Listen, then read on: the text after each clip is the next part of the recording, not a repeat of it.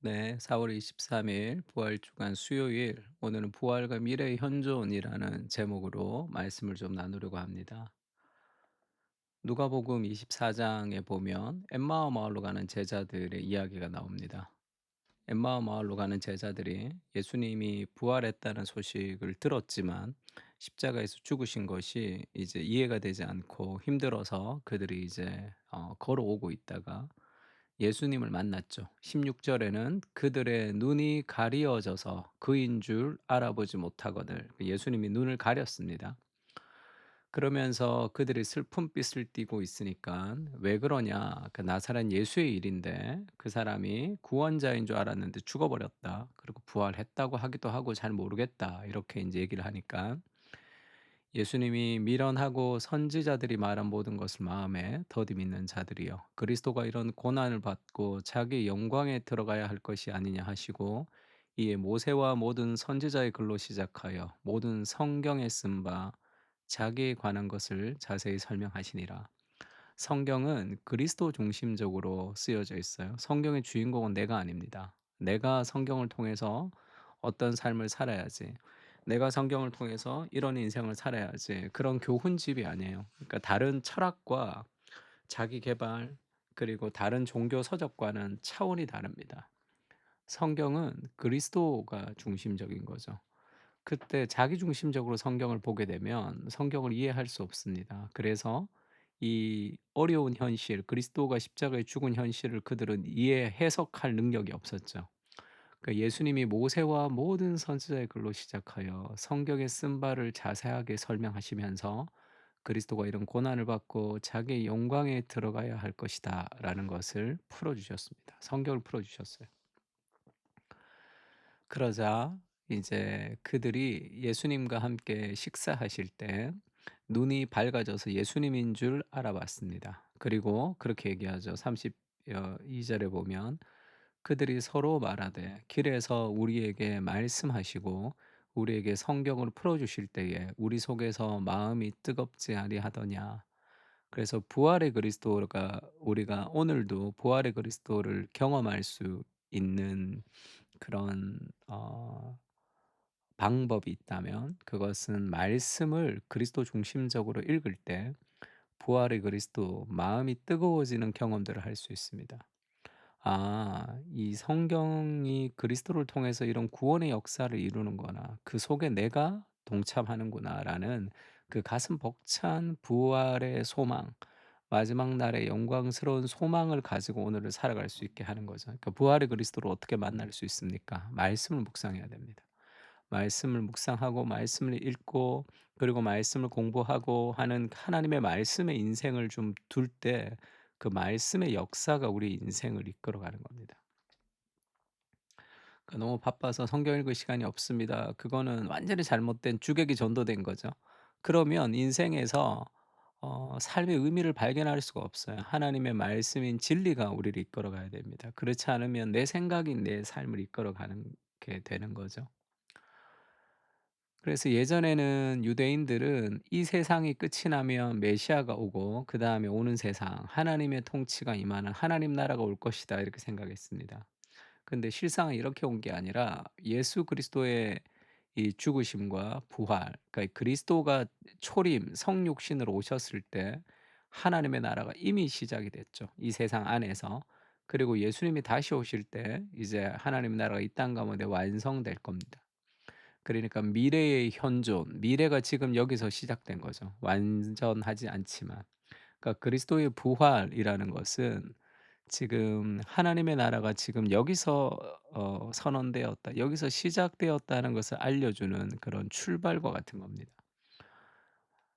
그가 흑암의 권세에서 건져내어 그의 사랑의 아들의 나라로 우리를 옮기셨다. 그러니까 우리는 지금 그의 사랑의 나라 안에서 살아가고 있는 거죠. 이 세상 안에 살지만 이 세상 속에 하나님의 나라가 임한 거죠. 그러니까 우리는 여러 가지 아직도 힘들고 어려운 현실 속에 있지만 하나님의 나라가 이미 우리에게 시작이 됐습니다. 그러니까 부활의 능력이 이미 우리에게 시작이 됐고 마지막 날에 그것이 완성될 거죠. 그래서 오늘 우리가 살아가는 삶은 미래의 현존, 그 미래가 지금 현실화된 거죠. 장차 임할 그 영광스러운 하나님 나라가 여기서 시작이 됐습니다. 그 물방울이 똑똑똑 떨어지고 있다는 거예요. 점점 커지게 될 겁니다. 그래서 유진 피터슨 목사님이 쓰신 "일상 부활을 살다."라는 책을 보면 재미있는 문장이 있는데요. 부활을 경험한 사람들은 모두 예수님을 향한 경외와 친밀함을 동시에 가졌죠. 경외와 친밀함을 동시에 가집니다. 그러나 오늘날은 부활의 해체의 시대이다. 그러니까 부활과 상관없는 시대죠. 그러면 경외감이 없이 형성된 영성이 되는 거죠. 경외감이 사라졌습니다. 그러면 자기 계발의 노력에 불과하죠. 경이로움이 없으면 영성 형성의 동기가 초조함과 죄책감에 의해서 좌우되죠. 초조함과 죄책감은 우리를 얽어매어 결국 자신을 최악의 상태로 인식하게 하고 영성 형성이라는 것, 이 spiritual 지금 spiritual formation이라는 그 영적 성장을 얘기합니다. 도덕적 일 중독으로 흐르게 되죠. 부활이 해체될 때, 그 부활의 그리스도가 오늘 우리의 삶에 살아가는 게 아닐 때 인간의 노력만 남는 거잖아요. 그러면 우리는 결국 영적 형성마저도 일 중독으로 흐르게 됩니다. 우리의 대부분의 시간은 직장에서 보내죠. 그리고 뭐 가정에서 일하면서 보냅니다. 그러나 그곳은 신비를 용인하지 않는 정황이죠. 보이는 세상의 한가운데 바쁘게 돌아가기 때문에 보이지 않는 하나님을 초대하기가 쉽지가 않습니다. 시간과 사고를 지배하고 있는 비인격적 물건들이 우리에게 통제와 지식이라는 거창한 약속을 던지고 있죠. 이들은 동시에 우리의 삶에서 신비와 경의와 경외의 느낌을 송두리째 앗아가고 있습니다. 부활의 현장에 참여했던 사람들이 바로 전날 안식일을 지켰던 이들이었다는 사실을 알고 있는가? 그들은 안식을 지켰지만 부활을 잘 몰랐어요. 안식일은 분명 이윽고 깜짝 놀라 열린 눈으로 부활의 경위를 볼 수 있을 만큼 충분히 일손을 멈추고 침묵을 지키는 것을 의미한다. 서서 혹은 앉아서 놀라움과 열린 마음으로 우리 너머에 있는 것을 받아들이게 될 때, 우리의 영혼은 우리가 만들어낼 수 없고 통제할 수 없는 바로 그것에 의해 모양을 갖추기 시작한다. 안식일은 일과 상관없는 것이 아니라 일의 바탕을 둔 그 이상의 것이다. 그리고 바로 거기에 하나님이 계신다. 그런 안식일이 없다면 일터는 곧 하나님의 임재라고는 전혀 찾아볼 수 없는 텅 빈 곳이 된다. 그리고 일 자체가 궁극적 목적이 된다. 그 결말이란 일터를 우상을 위해 피가 흥건한 쉼이 없는 곳으로 만드는 것이다.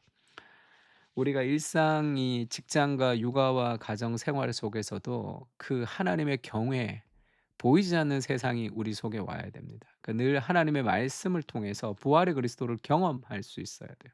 말씀의 묵상이 없으면 지독한 삶의 현실만 남습니다. 그러면 보이는 세상이 우리를 이끌어가게 돼 있어요. 초조함과 불안과 두려움과 자기 정죄와 자기 비하로 삶의 열등감으로 끝이 날 때가 많습니다. 보이는 세상 눈을 열어야 되죠. 복음 앞에 우리의 삶을 늘 노출해야 됩니다. 그래서 부활을 통해서 하나님의 말씀을 통해서 미래를 가지고 오늘을 사는 거예요. 그러니까 포워드 백이라 그러죠. 그 미래를 가지고 와서 여기서 그것을 누립니다. 그래서 엠마오 마을로 가는 제자들이 그리스도께서 나타 동행했지만 알지 못했죠. 부활을 모르니까. 그러니까 굉장히 힘들었잖아요. 우리가 하나님의 말씀이 함께 있고 그리스도가 우리 안에 계시지만 우리가 그 눈이 열리지 못해서 그것을 알지 못할 때가 있습니다. 예수님과 함께 걸어가지만 잘 알지 못해서 굉장히 불안과 두려움 가운데 있는 거죠. 주께서 말씀을 풀어 주실 때에 우리 속에서 마음이 뜨거워지는 경험은 장래에 임할 영광스러운 부활의 예고편 같은 거죠. 그 부활의 능력으로 우리가 일상을 살아갈 필요가 있습니다. 조니 에릭 타다라는 그 미국의 여성 작가가 있습니다. 이 사람이 인제 청소년 때 이제 그 다이빙을 잘못해 가지고 이 하반신 불구가 됐습니다. 근데 지금은 굉장히 예수님을 잘 믿는 그 조니와 친구들이라는 그런 단체를 이끌어가는 아주 유명한 분이시죠. 이분이 그렇게 얘기하죠. 자기가 간증 집회하러 갔는데 그 기도회를 인도하는 사람이 이제 이 간증이 끝이 나고 "우리 다 같이 무릎 꿇고 주님 앞에 나아갑시다." 이렇게 얘기할 때 자기가 누 무릎을 못 꿇잖아요. 그래서 막 울고 있으니까 이 사람이 좀 미안해서 "아이고 이렇게 좀 미안합니다." 이렇게 얘기하니까 "내가 무릎을 못 꿇어서 이 슬퍼서 우는 게 아니라 감격스러워서 운다." 이렇게 얘기했습니다. 그러면서 그런 얘기를 했어요. "거기 앉아 있는데 천국에서 내가 자유롭게 춤추고 발을 차고 에어로빅을 하게 되리라는 사실이 기억이 났죠.